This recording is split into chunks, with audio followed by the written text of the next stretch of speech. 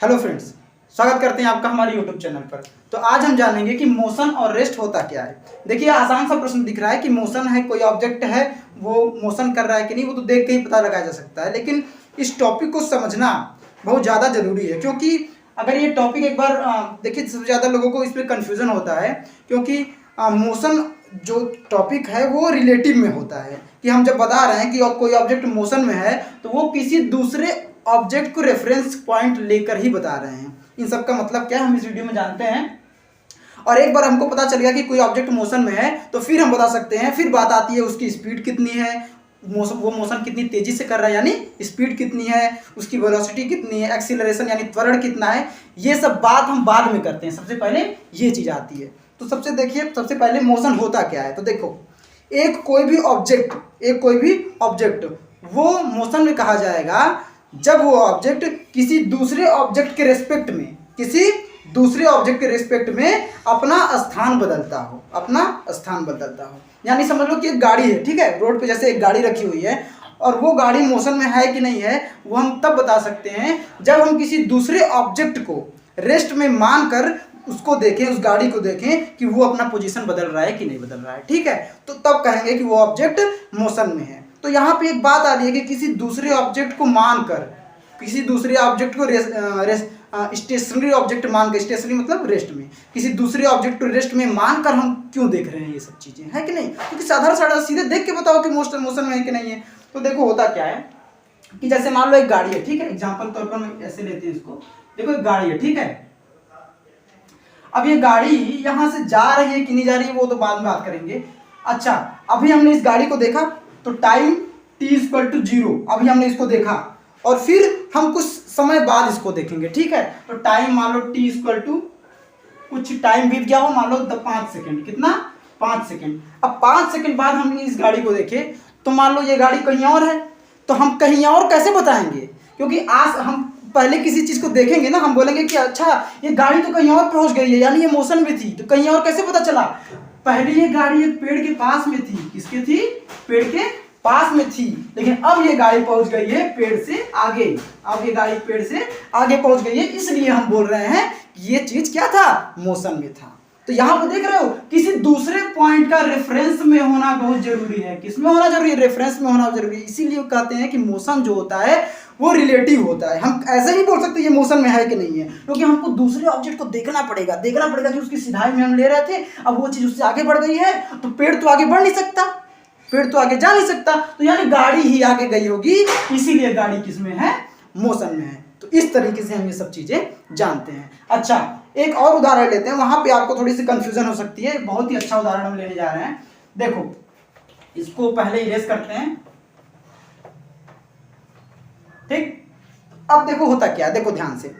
अब मान लो कि एक ट्रेन है, ठीक है, और ट्रेन मान लेते हैं एक बड़ी सी ट्रेन है और वो ट्रेन जा रही है, ठीक है, ये गोला है, वो ट्रेन इधर की ओर मोशन कर रही है, ठीक है, जा रही है। और एक दूसरा ट्रेन है भाई, क्या है ये, दूसरा ट्रेन है, और ये भी ट्रेन, इसके बगल से एक पटरी है, यहाँ पे एक पटरी है और यहाँ पे एक पटरी है, दोनों ट्रेनें जा रही हैं। तो यहाँ पे पटरी हम बना लेते हैं, ये पटरी इसका है और ये पटरी इसका है। तो ट्रेन उधर जा रही है और उसी के सामने एक ट्रेन है वो उधर जा रही है। पहले वाली ट्रेन में कोई लड़का बैठा हुआ है ना, कुछ भी मान लेते हैं राम, और दूसरे ट्रेन में लक्ष्मण बैठा हुआ है, ठीक है, दो लड़के हैं एक दूसरे को देख रहे हैं। अब मैं बोल देता हूं तुमसे कि मान लो कि ये ट्रेन इधर जो जा रही है वो किस स्पीड से जा रही है। तो मैं मान लेता हूं कि दोनों की स्पीड बराबर है, यानी अगर मान लेते हैं कि ये 80 किलोमीटर पर आवर के हिसाब से है, 80 किलोमीटर पर आवर के हिसाब से, तो ये भी ट्रेन उतनी ही है, यानी 80 किलोमीटर पर आवर, ठीक। दोनों की स्पीड वही है। राम, लक्ष्मण और एक नीचे लड़का एक और खड़ा है, वो क्या है, घनश्याम। क्या है, घनश्याम। तो GH इसको लिख देते हैं घनश्याम, और LAK लक्ष्मण और RAM राम, तीनों लड़के खड़े हैं। अब बताओ कि ये जो ट्रेन A है, ये ट्रेन A मान लेते हैं और ये ट्रेन B मान लेते हैं, ठीक है। टॉपिक क्लियर है। दो ट्रेन है, दोनों एक स्पीड से जा रही हैं। एक लड़का यहाँ पे नीचे ऐसे खड़ा होकर देख रहा है दोनों को कि दोनों जा रही है, ठीक। चलो, राम, लक्ष्मण और घनश्याम तीनों उस पर बैठे हुए हैं। तो मैं बोलता हूं कि जो ट्रेन है ए है वो मोशन में है कि नहीं है। चलो बताओ, ट्रेन ए मोशन में है कि नहीं है। आंसर ये है यस या नो, यस या नो। तो अब तुम ये नहीं कह सकते कि ये मोशन में है कि नहीं, पहले तुमको पूछना पड़ेगा कि रेफरेंस पॉइंट क्या है। क्या है? रेफरेंस पॉइंट क्या है, ठीक है। तो देखो सबसे पहले जानना जरूरी था कि रेफरेंस पॉइंट, REFERENCE, रेफरेंस किसको ले हम, यानी किसके हिसाब से, किसको इस स्थिर मानकर, किसको रेस्ट मानकर हम बताएं इसकी मोशन के बारे में। तो किसी एक ऑब्जेक्ट को हमको रेस्ट मानना पड़ेगा कि चलो इसके हिसाब से बताओ, ठीक। तो अगर मैं पूछूंगा कि घनश्याम के हिसाब से जो है ये जिस पे राम बैठा हुआ है ट्रेन ए, घनश्याम के हिसाब से ये ट्रेन ए मोशन में है कि नहीं है, तो तुम बोलोगे कि मोशन में, क्योंकि ट्रेन घनश्याम क्या है, ये रेस्ट में। अब इसको क्या मान रहे हैं? Reference point. इसको क्या मान रहे हैं? Reference point. तो इसके हिसाब से अगर हम यहाँ पे इसको देख रहे हैं, थोड़ी देर बाद ट्रेन को देखेंगे तो ये ट्रेन कहाँ बढ़ जाएगी, ये कहीं आगे बढ़ जाएगी। तो यानी इसके हिसाब से 80 किलोमीटर ये मोशन में है, ठीक। अगर मैं बोलूंगा कि राम के हिसाब से घनश्याम क्या है, राम के हिसाब से घनश्याम मोशन में है कि नहीं है, तो अब इसको रेस्ट में मानो, क्योंकि इसके हिसाब से बोला जाए, जिसके हिसाब से बताना है उसको किस में मानो, रेस्ट में मानो, और कोई दिक्कत नहीं है। अब ये रेस्ट में हो गया, और ये इसको देखेगा, जब ये राम इसको देखेगा तो वो घनश्याम इधर जाता हुआ दिखेगा, क्योंकि ट्रेन आगे जा रही है तो घनश्याम किधर जाएगा, पीछे जाता हुआ दिखेगा। तो राम के हिसाब से घनश्याम भी क्या है, मोशन में है।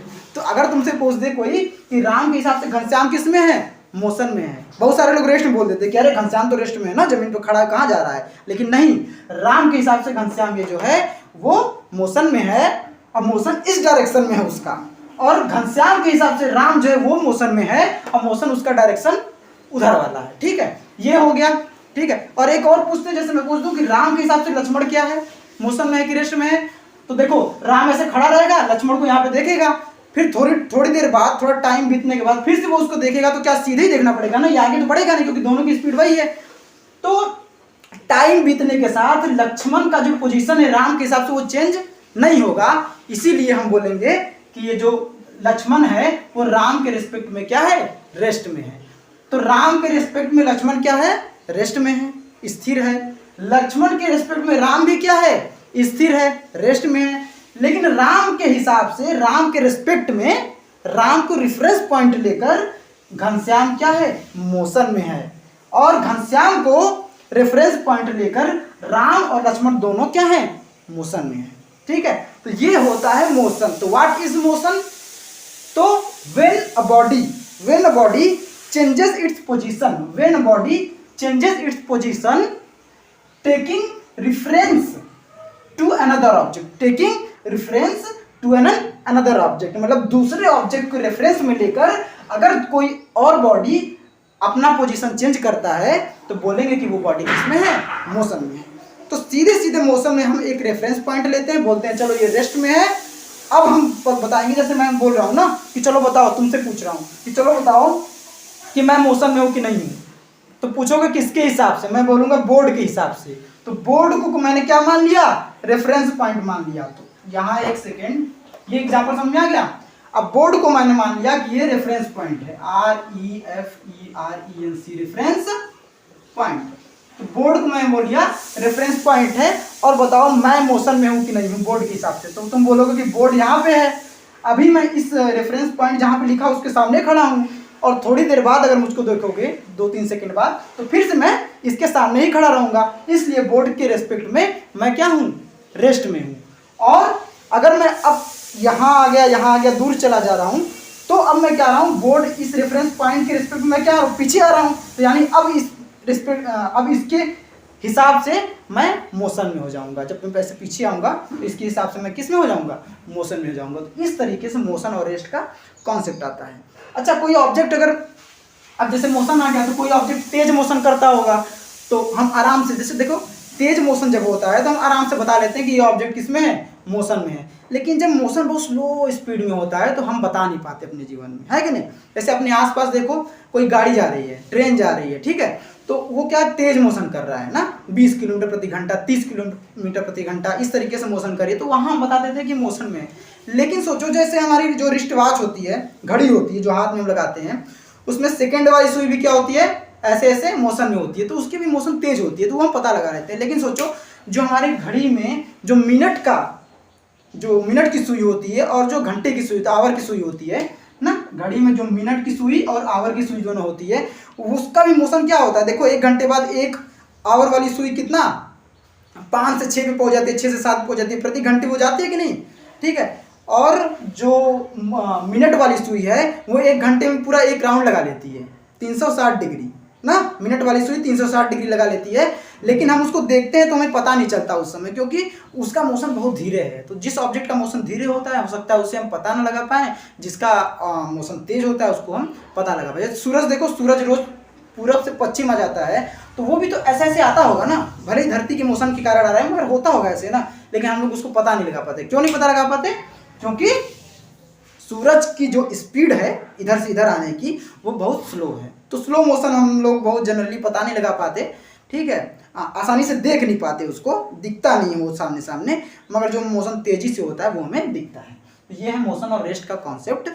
तो अगर ये वीडियो अच्छा लगा तो इसे लाइक कीजिए, और इसी तरह के तरीके के वीडियो के लिए चैनल को सब्सक्राइब कर देखते रहिए। धन्यवाद।